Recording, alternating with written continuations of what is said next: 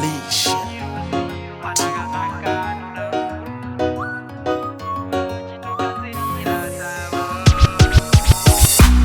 Tsvarakadenga uringirosi panakanaka ndoda kugorora ndobhadhara matora chitogadzirira tavo. Tsvarakadenga uringirosi panakanaka ndoda kugorora ndobhadhara matora chitogadzirira tavo. Iwe tavonga Mwari ndovavonga, runako rwako ndatotapirirwa, ndinobata denga Mwari ndovatenda baby.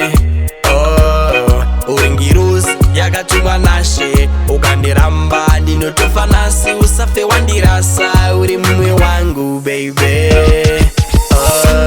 Tsvarakadenga uringirosi panakanaka ndoda kugorora ndobhadhara matora chitogadzirira tavo.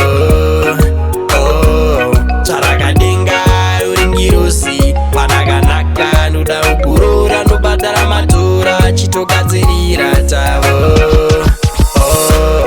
Vachauya mudiwa vane shanje, usateerere mashoko eveshanje, anoputsa mashoko eveshanje. Moyo wangu pauri wakaperera, chimwe changu mudiwa chimboteerera, ukandisiya mudiwa ndinomwarira, sori yangu pauri ndakaperera baby. Tsvarakadenga uringirosi panakanaka ndoda kugorora ndobhadhara matora chitogadzirira tavo.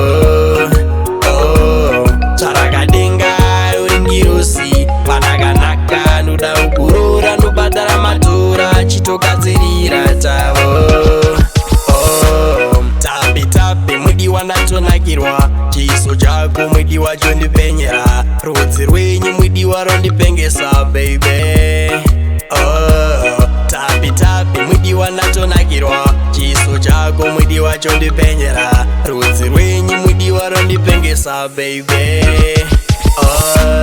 Tsvarakadenga uringirosi panakanaka ndoda kugorora ndobhadhara matora chitogadzirira tavo.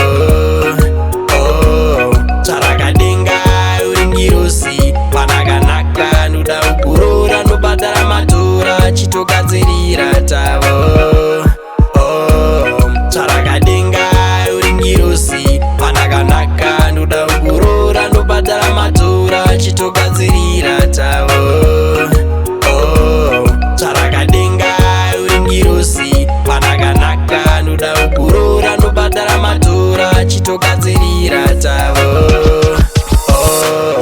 Iwe tavonga Mwari ndovavonga, runako rwako ndatotapirirwa, ndinobata denga Mwari ndovatenda baby.